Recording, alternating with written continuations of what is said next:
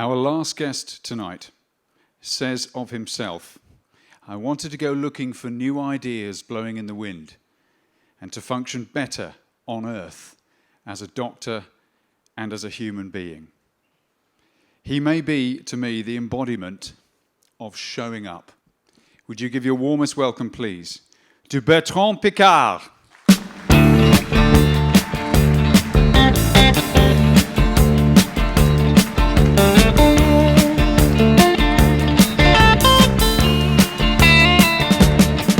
Get a shiver in the dark, it's raining in the park, but meantime sound of the river, you stop and you hold everything. More dangerous to go up the stairs. A man of action always. Good afternoon and thank you for this warm welcome. I know you are not here to learn how to fly a solar-powered airplane, although you're all connected with aviation. But I'm sure that in the bottom of your heart, somewhere, you have a big dream. You have a vision. You have a project that you would like to fulfill.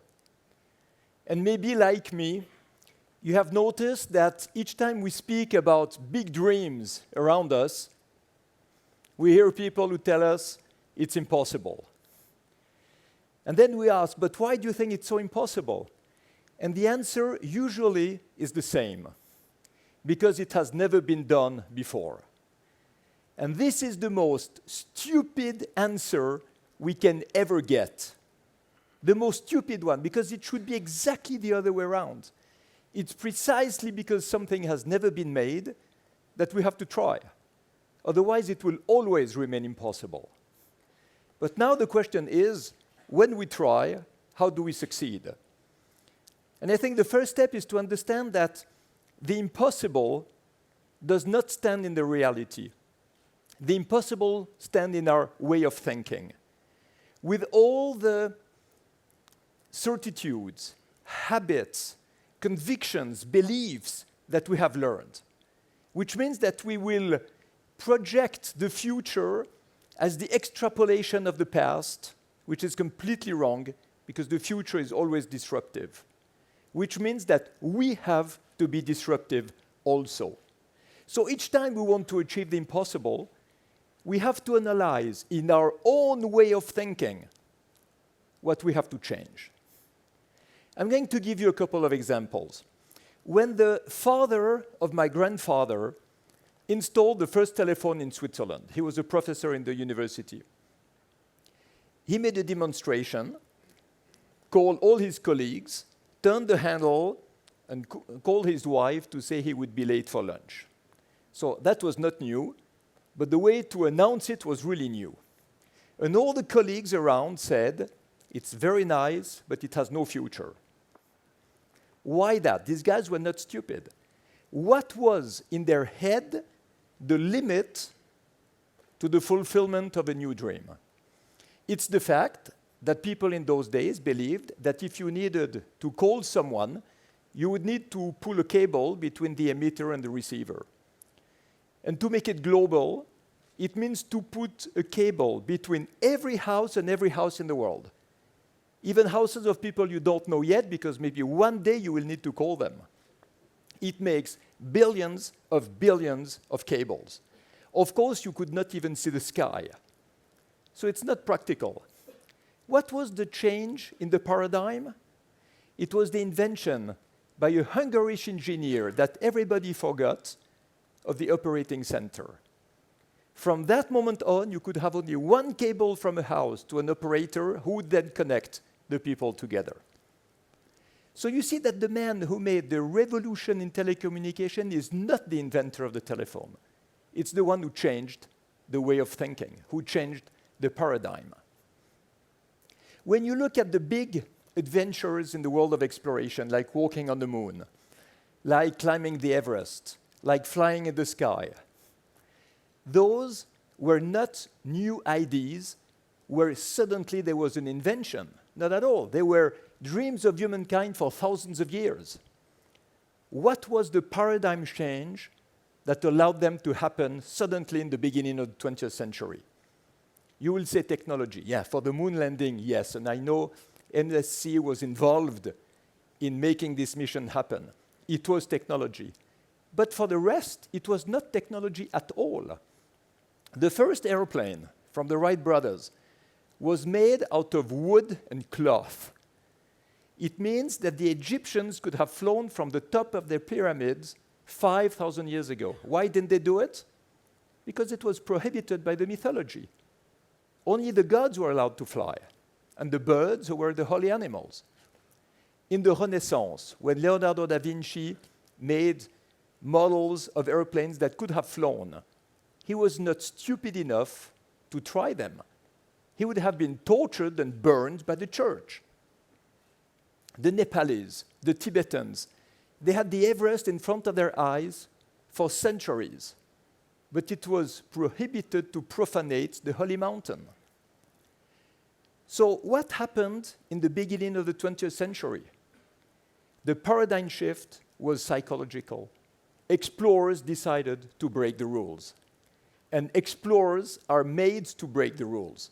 Explorers are people who are not satisfied with what they see, with what they have. So they want more, they want different, they want better.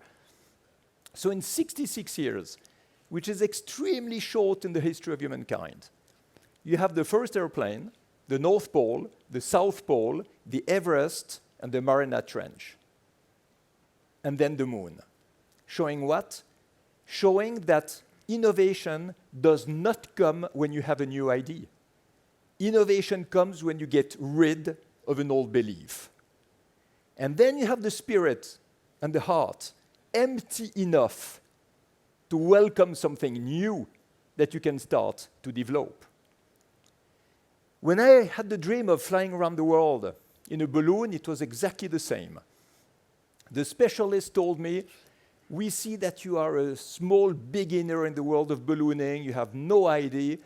The wind takes 3 weeks to go around the world, and the balloon has flown the longest, had flown 6 days. So you cannot do it.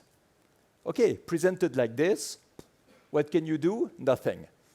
But if you change the paradigm, if you make a new type of balloon, it will work. And we had actually a gas balloon who could fly 6 days, but we put burners underneath with the propane in order to triple the flight duration, which means that we could fly the longest flight ever in the history of aviation. It was 45,000 kilometers and 20 days non-stop. But it was the maximum of this new paradigm, because we took off with 3.7 tons of liquid propane for our burners, and at the landing, there was 40 kilos left. You see the level of frost on the last tank? That's what left of fuel. So when you say the sky is the limit, it's wrong. The fuel is the limit. And I wanted to get rid of that limit. The next paradigm, in order to fly more and better than with a Breitling orbiter balloon, that was to get rid of the fuel. And this is what I started to dream about. A solar-powered airplane with photovoltaic cells on the wings, activating electric engines, charging batteries during the day, in order to break another paradigm that means to fly at night with solar power when there is no sun. In the beginning, of course, everybody thought I was completely crazy. What did I have in hands? I had this picture here that was made by an artist on a computer. From there was 15 years until the success that you've seen in the film. What were the steps? And I'd like to share that with you, because whatever we do, in whichever field we are, I think these steps are a little bit the same. The first step is, do not wait before starting that everybody supports you. Otherwise, you never start. What you need is to have one institution or one person or one company who believes in you and gives you the credibility. In my case, it was the Swiss Federal Institute of Technology, the EPFL in Lausanne, who accepted to make a feasibility study. Why that? It's interesting to see. It was in the year 2002. they had just made a turnaround in this university, going from engineering school building bridges and tunnels into a life science institution. And the president and the vice president of the EPFL, who had been nominated for that, were a medical doctor and a biologist. To lead engineers. Can you imagine the paradigm shift? And the result is that they saw that all the labs were working in silos, separate one from the other, never collaborating, and they decided to make a transdisciplinary project, and they took Solar Impulse to do it. So for 9 months, all these guys, under the leadership of André Borschberg, that you've seen in the film, that's actually how I met André, all these guys worked on all the aspects of this project, and after 9 months, they came with a result that was not very encouraging.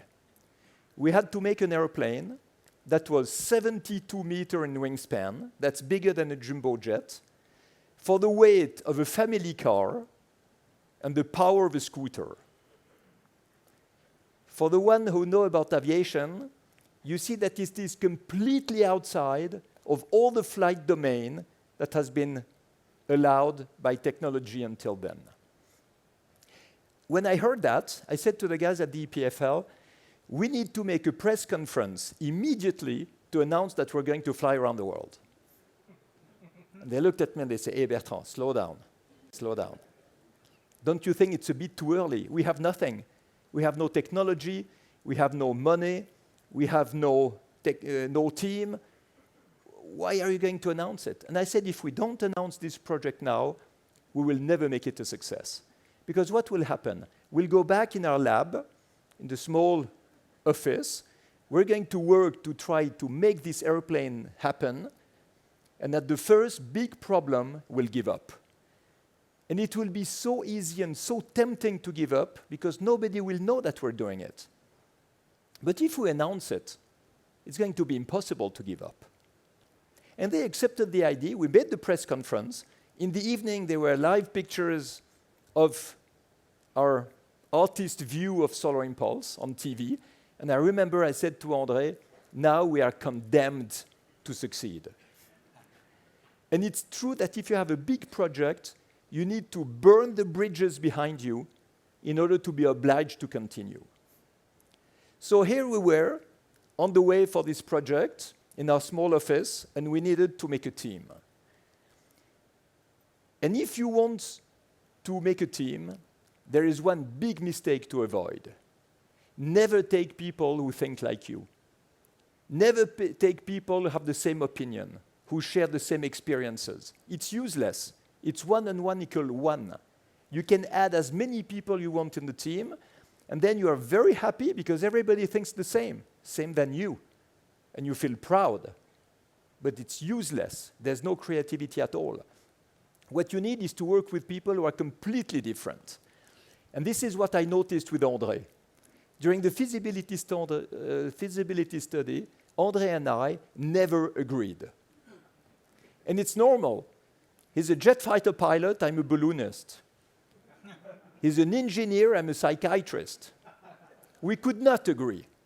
But it was extraordinary to see that the goal was never to be better than the other one.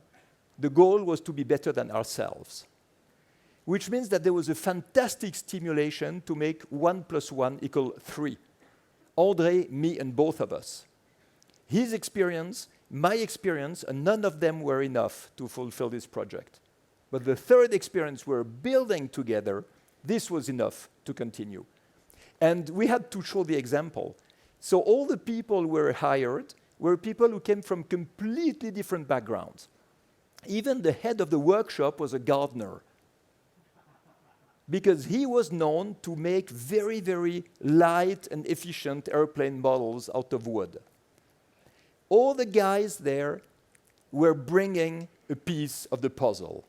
And this is how, after 3 years, we got the first plastic model of Solar Impulse, 3 meters wide, very neat, and we were so proud and so naive. Because we thought at this moment that the world of aviation would be desperate to build the plane. They did not believe it could be done, but now we had all the proofs it could be done. But of course not. Of course not. They told us, you're out of the flight domain. An airplane like that has never existed and will never exist. These big wings, so light, cannot be built. And we felt a bit like Dumbo. You remember this poor little elephant with the ears so big they were trailing on the floor and everybody was making fun of him? We were exactly like this with these big wings that nobody would build. But it's normal. It's something you have to go through. If you have a big project and everybody tells you, oh, it's good, it's normal, yeah, fun, we'll do with you. It only means your ambition is not enough. You're not putting the bar high enough. Now, if a lot of people tell you it's completely impossible, then you might think, here I'm holding something really interesting. So at this moment, you have to remember that if Dumbo became the hero of the circus, it is thanks to his problem. It is because he could deploy his ears and fly. So we had to deploy our wings and fly. And because they were so thin, we had the good aerodynamic performance. Because they were so light, we needed very, very little energy to stay airborne. And, well, how do you build them? You build them knowing that you have to be 10 times lighter, proportionally to the size, 10 times lighter than any glider in the world. The best competition glider, 10 times lighter. So you understand why the world of aviation thought it was impossible. And in this case, you have to find someone to help you that does not know that it's impossible. And in our case, it was a shipyard. It's a shipyard. The one who built the ships Alinghi, who won the America's Cup twice for Switzerland. So believe me, if you have a country like Switzerland who has no access to the sea and wins the America's Cup twice, it means the constructor of the boat is really good. So we wanted this one. And we went to see him, and he said, of course I can make your plane as light as you want, because I know how to handle composite materials. And I know how to calculate composite materials with computer-aided programs. But your engineers, they have no idea how to use composite materials, and I cannot work with them. So we're a bit embarrassed. We went back to our team, and our team said, are you crazy or what? You cannot work, or we cannot work with a shipyard who never built an airplane. And that was André's task for 2 years to make the 1 and 1 equal 3 between the shipyard and our team of engineers. And it worked. It worked because we had all the knowledge from aviation, from composite, from computer-aided softwares, from 3D simulation. The plane started to exist on the computer screen before we started to build anything. And that was such a change. You know, with my balloon, I failed twice before succeeding. We had to build a balloon, test it, destroy it, second time, destroy it, and finally have the third version, which was good. With Solar Impulse, we could go straight on the computer and afterward build it. And this is actually how we manage to have this airplane ready. But for the finance, and you're all businessmen, you also know that you never make a big project without funding. Here again, I think I made a mistake. The world of aviation did not believe in us. Okay, I told you that. But I should have put for free, completely for free, the logo of all the airlines and all the airplane manufacturers on the cockpit, the tail, the wings of Solar Impulse. And you know what? They would have paid me a fortune to remove their name. Because they were so afraid that I would crash and damage their image. So they did not want to help us at all. No money from airplane company, no money for airplane constructors. Who helped us? Chemical companies like Solvay, and I know you work a lot with Solvay, Covestro, also elevator companies, watches, engineering, telecommunication, champagne. Yeah, but wait and see. I have to admit that was more for the team than for the plane. But at the end, I was a bit disappointed because I could motivate nobody from the world of the specialists to support us. Until I remembered that it was never the people who are selling the candles who invented the light bulb. It's completely other people. Innovation has to come from the outside. It's the same for automotive industry. It is not a car manufacturer who made the first successful electric car. Not at all. It's a billionaire from the world of internet who had no idea how to make a car, so he took what he knew, a computer screen, and built the Tesla around it. And now all the world of the automotive constructors are running behind desperately to try to have a part of the market share. So this shows how dangerous it is to be a big specialist. How dangerous it is, because we lose everything else. We lose everything else. We learn to work in a straight line. This is what we learn to do in school, in university, everywhere in our world. And why that? Because we are taught to avoid the unknown, to avoid the doubts, to avoid the question marks. So we don't want to be challenged by looking left and right to people who don't think like us. So basically, we want to go straight ahead with our certitudes until we reach an obstacle and we crash. And then we think, why life is so bad with me, instead of asking, why am I not ready for life? So how do we get ready for life? Well, by understanding that there is not a single direction. There is not a single way to think. There is not a single certitude or truth. No, there are thousands of them. There are so many directions, so many roads, so many ways to think, so many realities. But of course, we don't know which one is going to take us where we want to go. And this is why so many people are afraid in front of a picture like this, because they say, oh my God, where should I go? Well, we need to be pioneers to open new roads, of course. But we also need to be explorers in order to check which road is the best. And for this, of course, there is the huge risk to fail. But failing is not the worst. The worst is not to try. Can you imagine you're at the end of your life, you look back, and you say, I never failed anything in my life. Understood, because I never tried anything new. Isn't that miserable? Isn't it better to say, looking back at our life, I failed a lot of things because I tried everything I could, and this helped me to succeed also in a lot of things.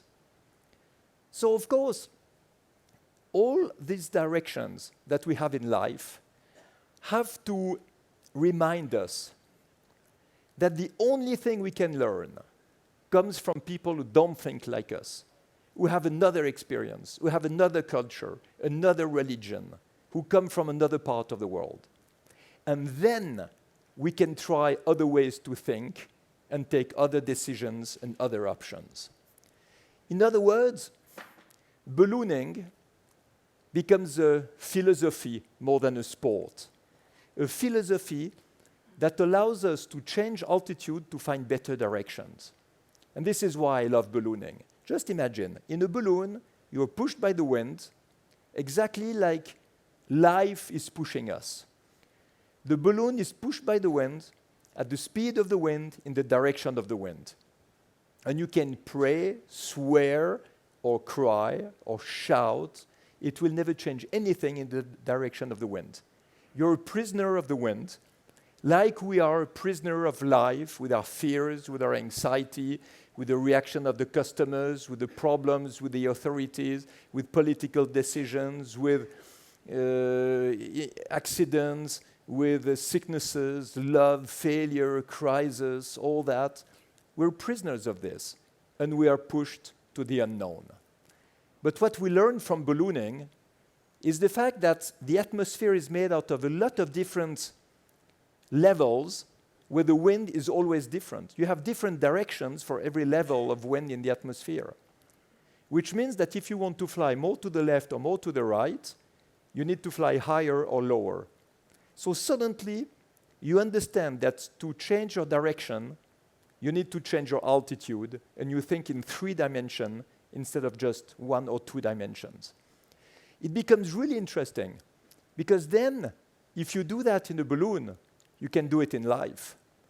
Changing altitude in our psychology, in our philosophy, in our relation to ourselves and to the others, in a way that we can capture other influences, other solutions, other streams, other strategies that will necessarily reorient our way and our life in another direction. So you imagine how it could be if only we were understanding how to behave in life. In the balloon, you learn something important. You learn that you have to drop ballast. So you are throwing some weight overboard. It can be empty tanks of fuel. It can be bags of sand. It can be reserves of food or water, if possible, over unpopulated areas. It's much better. But what I mean is that each time that you drop a few kilos, you climb a few meters.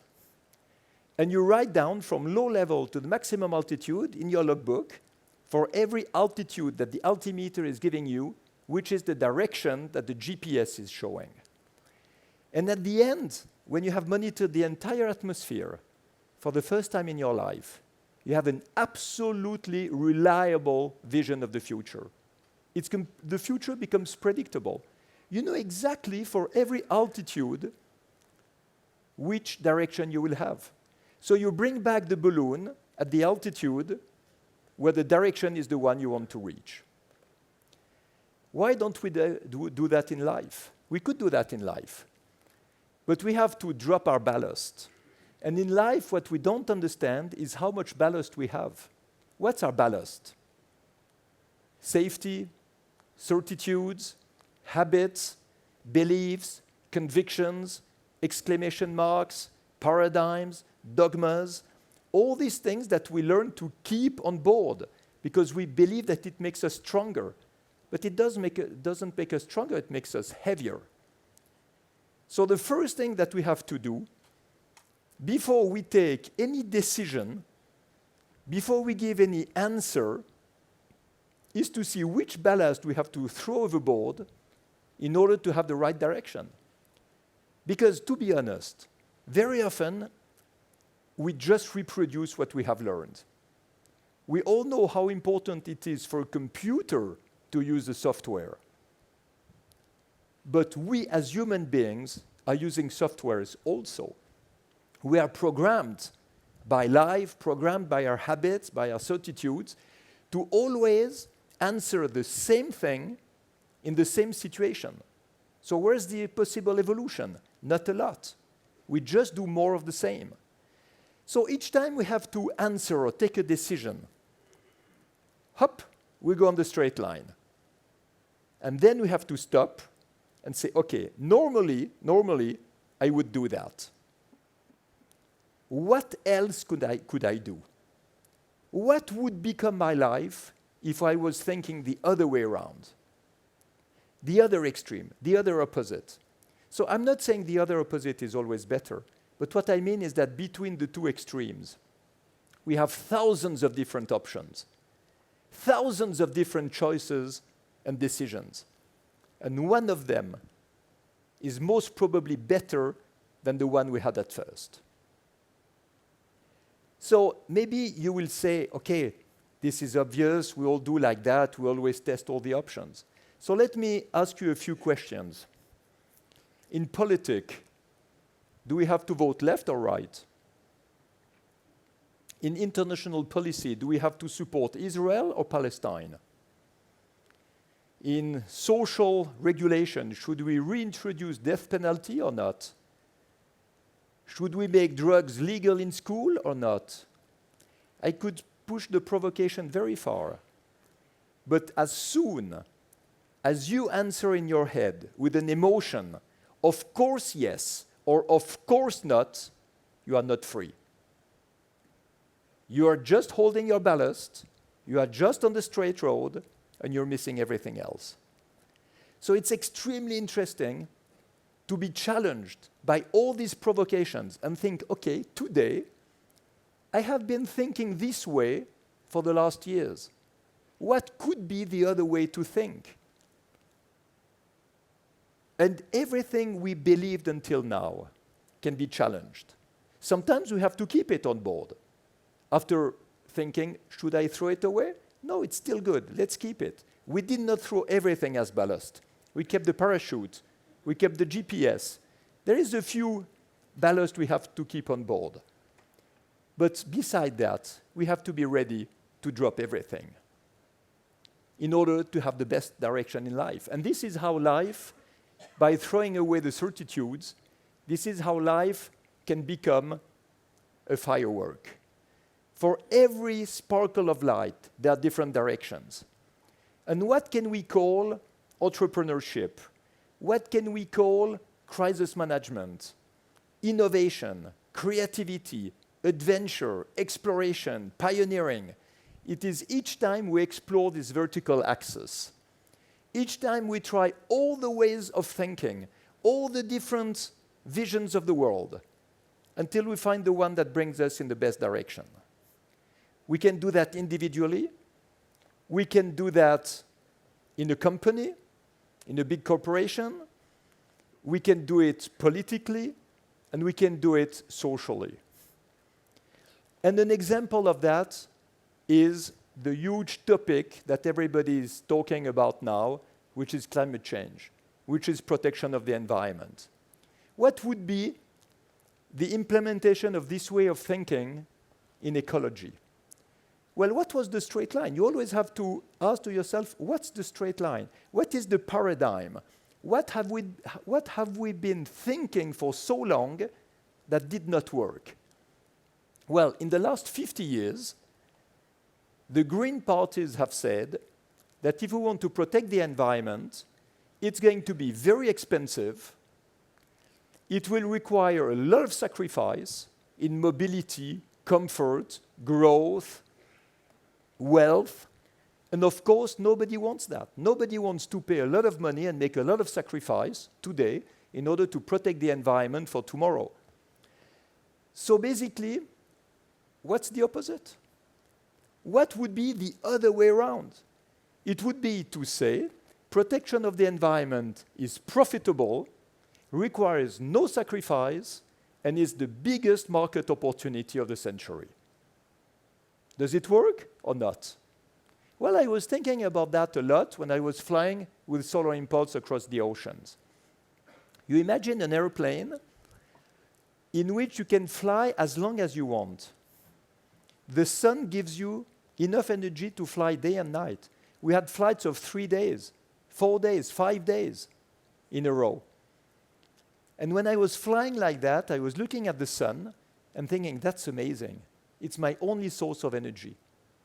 And when I was looking left and right to my big propellers who were turning very slowly, there was no noise, no pollution, and no fuel. And I had to pinch myself, really. I was thinking, I'm in the film of science fiction. I'm not in reality anymore. I'm in the future. And actually, not at all. It's absolutely not the future. It's the present. It's only the present. It is what the technologies of today allow us to do today. And when you understand that, you see how much the rest of the world is in the past. And this is why it was a nightmare to land. Each time I was landing and opening the door, I was back in the past. In a world with combustion engines, we have 27% of efficiency when my electric engines had 97% of efficiency. In a world where the buildings are not insulated correctly, where we use inefficient systems for lighting, heating, and cooling, where we are burning fossil fuels to have movement, to have heat, or to have electricity, making all the climate change we know, all the industrial processes, well, all these devices that we use today, beside the digital technology, was invented in 1880 at the beginning of the oil era. And we're still using it? This is what causes climate change. This is what causes pollution.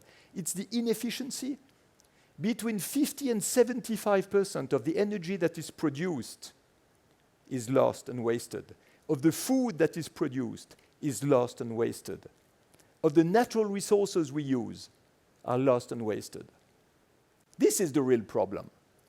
So I started to think, today, instead of asking people to make sacrifices to save the environment, let's speak about qualitative growth, which is where you can make money and create jobs by replacing what is polluting by what is protecting the environment. And this is the biggest market of the century. You know, today, if you don't have a lot of growth, of economical growth, and people even speak of deflation or recession, it's because the people who can buy something have already bought it. If you want to sell more, you need to give an advantage to the people and say, this is better than what you have. And today, what can be better? All what is more energy efficient, more resource efficient, everything that protects the environment. This is the market of the century. Insulate buildings, replace the infrastructures, replace the industrial processes, change the type of energy. This is how to really make the world richer and at the same time cleaner. This is why, and you heard it at the end of the film, there is this sentence, take it further. This is what we put in front of the team, take it further. Solar Impulse was a symbolic demonstration of what we could do with clean technologies and renewable energy. Now, to go further, we have to show all the technologies that exist today that can make incredible things, where people will say it's impossible, before understanding that it is ready for use. So we decided to launch a new challenge, not in the sky, but on the ground, to identify 1,000 solutions, technologies, products, devices, systems, 1,000 of them, that would protect the environment and at the same time create jobs and make money. And now we have 345 of them. We're on the way to have 1,000. The goal is to bring this portfolio of 1,000 solutions to big corporations, to institutions, to all the governments of the world, and show them how they can reach their goal. Because today, you know, it's very fashionable to say, we will be net zero emissions by 2050. Okay, how? Nobody has a clue. This is why Theresa May, Prime Minister of UK, has said that UK will become carbon neutral in 2050, but when did she announce that? The day before she resigned. So she could give the hot potato to the next one. And this is something politicians are really good at. Give the hot potato to the next one. So we want to show a portfolio of all the solutions that exist that can be used today and that can reduce CO2 emissions, protect the environment, and at the same time create jobs and money. Digitalization is one of the solutions that the world will have to implement in order to make the smart cities, in order to be much more efficient in all the resources that we waste every day today. So it's clear that you are in the good business, but not everybody is. There will be a lot of changes in the type of industries, in the type of energy. Otherwise, humankind will not keep a good quality of life. So we see how important it is to basically go beyond the obvious. How important it is, exactly like on this picture here, to go beyond the ice and see what there is on the other side. That's the last picture I did, actually, when I flew around the world in the Breitling Orbiter 3 balloon. It's a window of the capsule. It is frozen by the moisture of the night, and on the other side, you have a rising sun. But you will never see the rising sun if you don't first go through the ice. And so many people are afraid to do that. You know, in life, we have highs, we have problems, we have difficulties. And a lot of people say, it's too hard. I prefer to suffer in the problems I have instead of going through the problem and see what there is on the other side. This is why each time we have difficulties, problems, crises, it's a fantastic incentive to throw ballast overboard and change altitude to have a better direction. You know, if you refuse a problem, it will remain a crisis. If you accept the crisis, it will become an adventure. And this is what we have to understand. We are at every moment of our life in front of the need to drop ballast and change altitude. If we don't recognize it, we'll suffer much more because we'll be pushed in directions that we don't want. So I think what is more important than courage is confidence. You know, with courage, you go through your fear. Of course, it's important. But there is one thing that is more important than courage, it's confidence. When you don't even need to be frightened anymore. And this is one really interesting experience I made when I was flying across the oceans at night, thousands of kilometers from any coast. And I felt better than in any other moment of my life.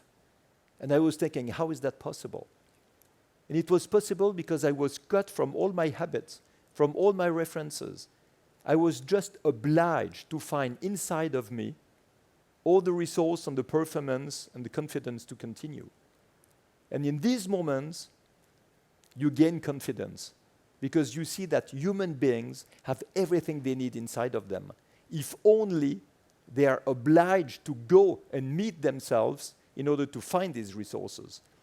Each time we look for resources only outside, it's not enough.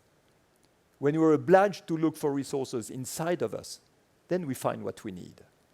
And this is how we can fulfill our project.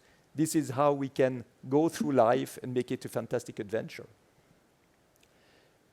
So I told you my story, but you also have stories. Each person here has his own story. And I'd like to ask you, which is the story that you would like to write and to tell for yourself, for your company, for your family, for the world maybe. And for this, I will end up this speech before we can have a little bit more interaction with some Q&A. I'd like to end that speech with a song and some pictures that you've already seen. The song is from Leonard Cohen, and the main sentence is, I'd like to tell my story. So like this, you can think also, what is the story you would like to tell?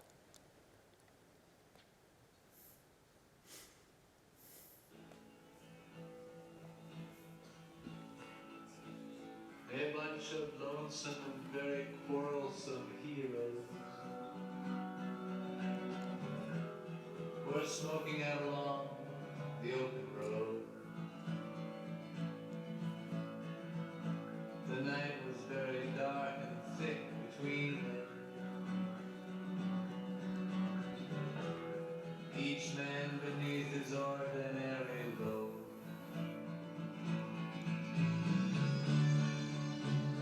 I'd like to tell my story.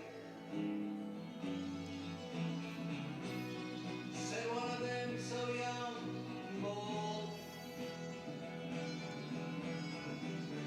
I'd like to tell my story before I turn into gold.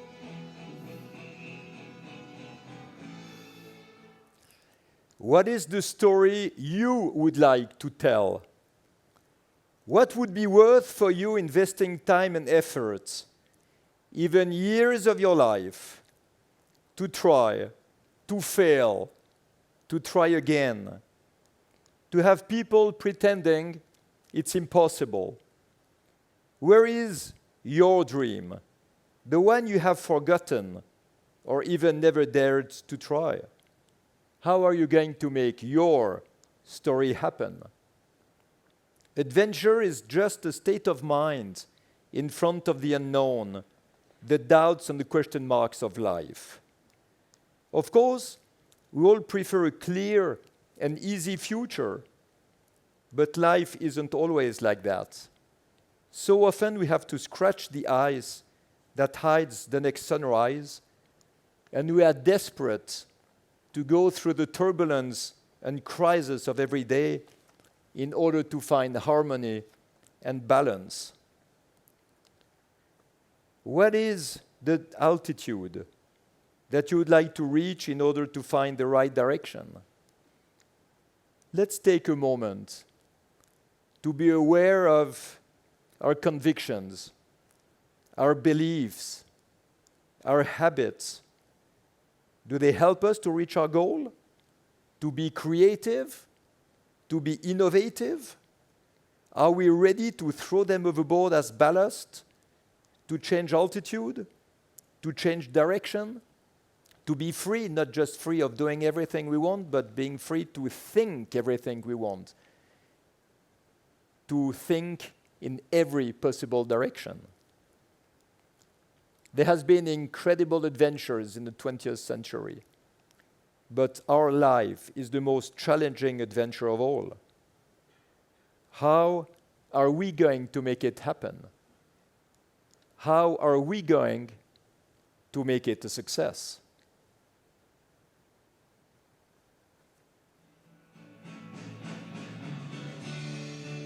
I'd like to tell my story. Say what I lived so. Oh yes, I'd like to tell my story. 'Cause you know I feel I'm turning into gold.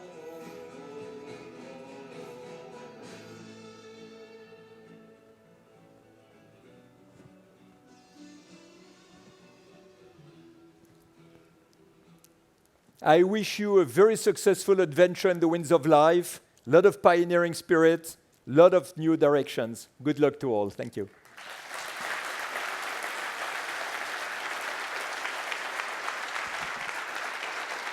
Merci. Merci beaucoup. Bertrand Piccard. Thank you.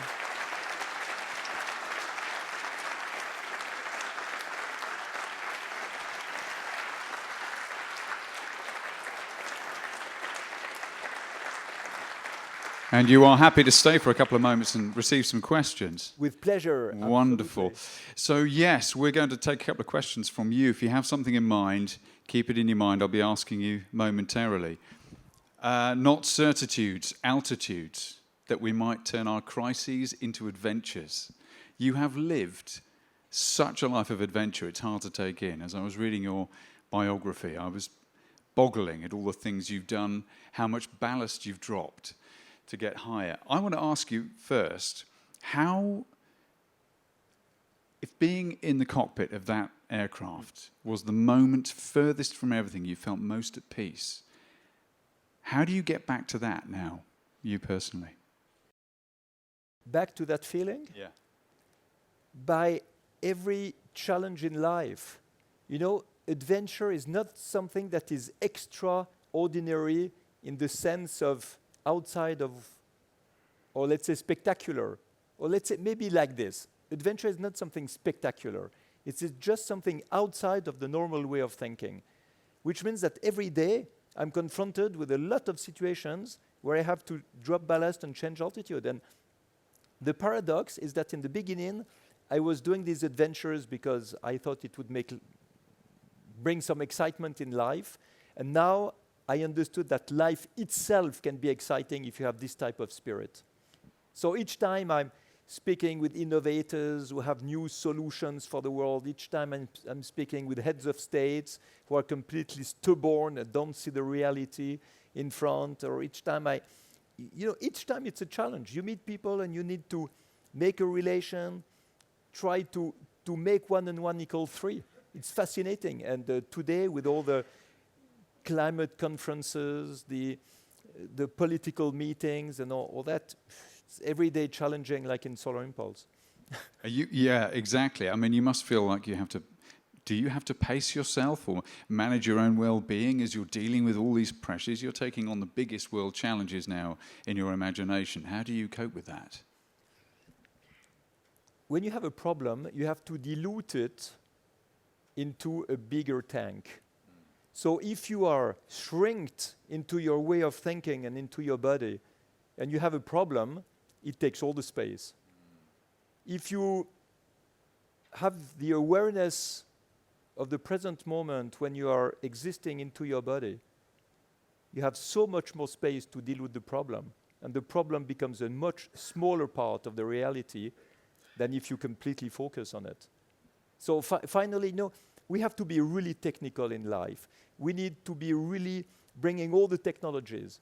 But at the end, you also need spirituality into your existence if you want to be able to cope with life. Yes, because that is an X factor, a bigger tank that's so big it's unknown, and that can help you Exactly. balance the equations a little bit. Beautiful. I hope you're writing everything he says down, because I'm trying to. Now, do you have a question? We'll use these things. They do actually work. If you have a question, put your hand up for me, press the button at the same time, and it alerts them in the back, and your mic will go red when they turn it on. So does anybody have a question? Yes, I do. Please do, yes. Yes. Go ahead. Thank you very much for this inspirational speech. I have a question. You are a psychiatrist. When and how did you discover this passion for innovation and engineering? My father and my grandfather were scientists, physicists, engineers. My grandfather was the first man in the stratosphere. He invented the pressurized capsule. My father, exactly in 3 days, it will be 60 years ago that he touched the bottom of the Mariana Trench, deepest spot on Earth, with the bathyscaphe that he had built with my grandfather. So the example I had were about scientific adventure. It was about technology, and they had a complete trust into technology. So when I had to choose my direction, I could either do the same or I could have another altitude. And I decided to have another altitude. I decided to become a psychiatrist because I also wanted to explore, but I wanted to explore the inner world. But in order to have a complete view, psychology was not enough. Technology was important, but technology, that was the part of my father and my grandfather. So finally, by putting all that together, I could explore the inner world, I could explore the outer world, I could make big feats of exploration, but what I was bringing back was not so much the technology that was used to do it, but it was more the emotion and the human learning that I could bring from it. But technology was mandatory. I could never do anything if there was not technology to allow me to do it. But if you noticed, my main message is not technology. You had to synthesize the flow between human and technology. The technology was mandatory, but the perspective was human. You know, technology is what you do with it. Technology depends on the human being that uses it. You can destroy the world with technology, or you can save the world with technology. And it can be exactly the same technology. Another question. Does everybody have another question? Yes. The red light will soon... Now it's red. Yeah. So thank you, Bertrand. Thank you very much. It's so inspiring and so relevant to what we are doing today. So you had a dream, you make it happen, but to be able to make it happen, you had to mobilize a big team behind you. You know, can you give us some advice on how to make all this team believe as strongly as you in your idea and make it happen? Yeah, that's the question of leadership. The leadership gives the purpose. The management gives just the day-to-day organization.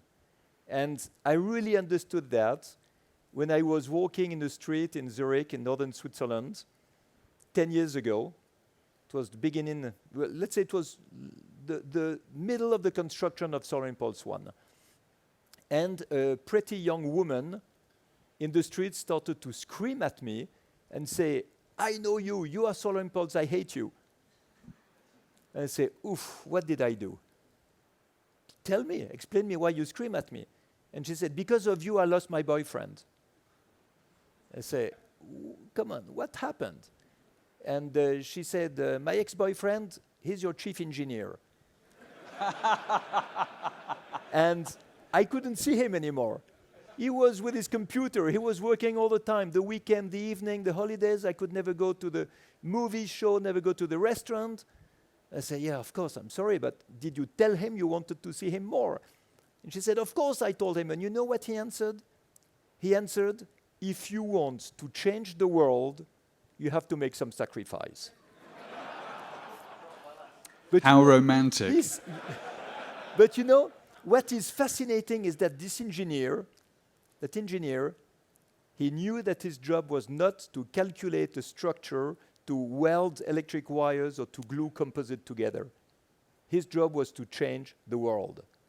He wanted to show to the world, like all of us, that we could fly differently, that we could use other type of energies, that we could use other technologies, and that the world was moving. And Solar Impulse was the beginning of a new cycle. It started with the Wright brothers, with an airplane that was single-seater, could fly slowly in good weather, like Solar Impulse. But Solar Impulse has no fuel. And Solar Impulse is the beginning of a new cycle that shows the world how to change. And this guy, as an engineer, had understood it. That was his task. That was his motivation.